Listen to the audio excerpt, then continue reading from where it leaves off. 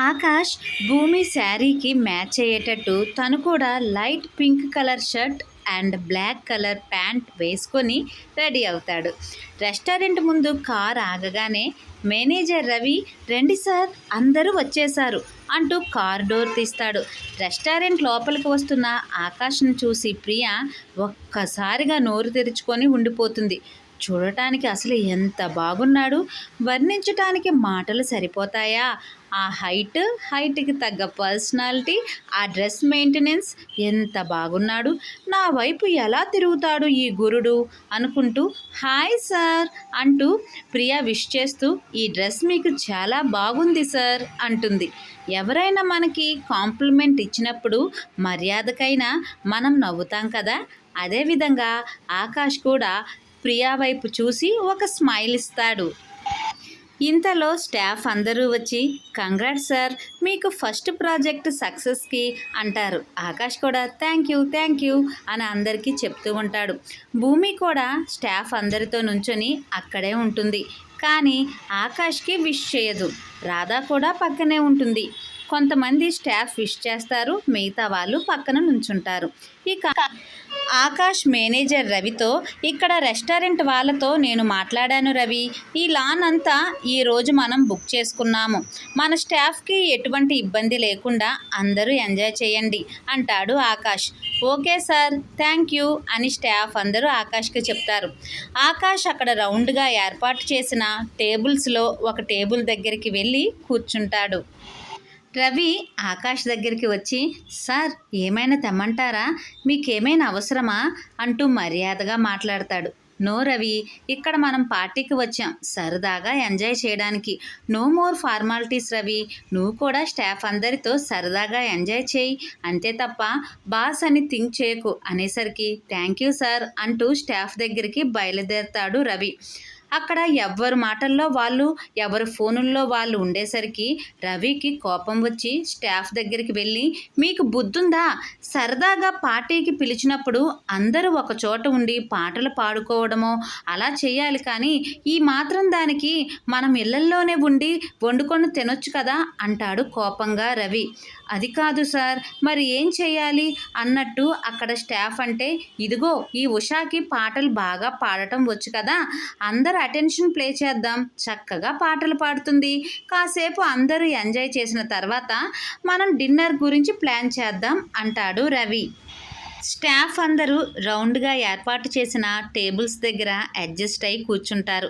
పాట పాడాల్సిన ఉష, రాధా, భూమి ఒక టేబుల్ దగ్గర ఉంటారు.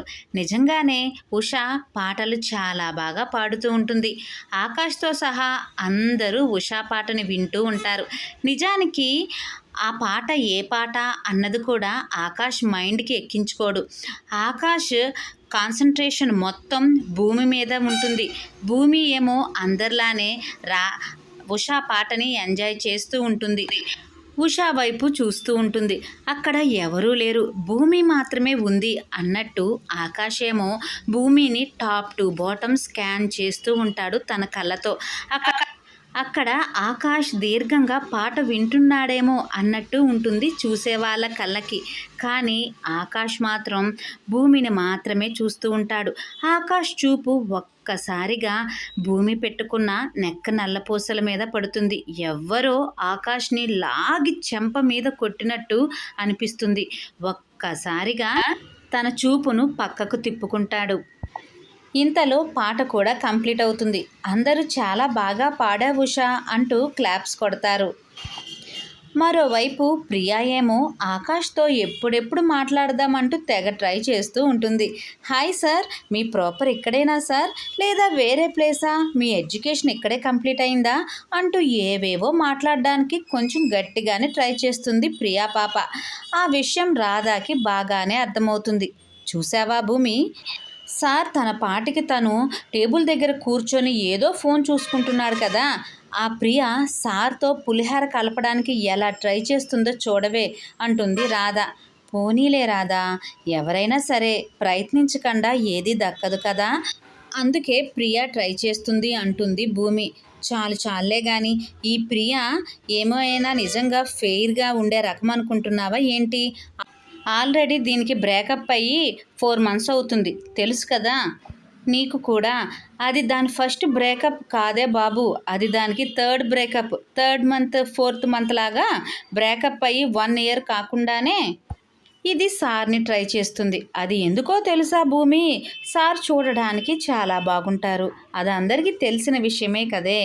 అయినా చూడడానికి బాగోడమే కాదే, సెటిల్డ్ ఫ్యామిలీ లాగా ఉన్నారు కదా, అందరికన్నా బెటర్ ఆప్షన్గా అనుకుంటుంది సార్ని. అందుకే అది ట్రై చేస్తుంది. లేకపోతే నేనేమైనా ప్రేమించే వాళ్ళకి వ్యతిరేకంగా ఉన్నానా ఏంటి? దాని తీరే నాకు నచ్చదు. లవ్లో సిన్సియారిటీ ఉండాలి. నాకు ఆ ప్రియాలో అది కనిపించలేదు. అది ఇప్పుడు బెటర్ ఆప్షన్ కోసం చూసుకుంటుంది. అందుకే బ్రేకప్ అయ్యి 1 ఇయర్ కూడా కాకుండానే ఇంకొకరిని ట్రై చేస్తుంది. అందుకే నాకు అది అంతగా నచ్చదు. ఎప్పుడైతే అది మన బాస్ని చూసిందో సార్ బెటర్ ఆప్షన్ అనుకుంది. సార్ సెటిల్డ్ ఫ్యామిలీలా ఉన్నారు, చూడటానికి హ్యాండ్సమ్గా ఉంటారు, ట్రై చేస్తే పోనీలే అని ఒక ట్రై చేస్తుంది అంతే. దానిది లవ్ అని నువ్వు అనుకోకు, నేను అనుకోను అంటుంది రాధ.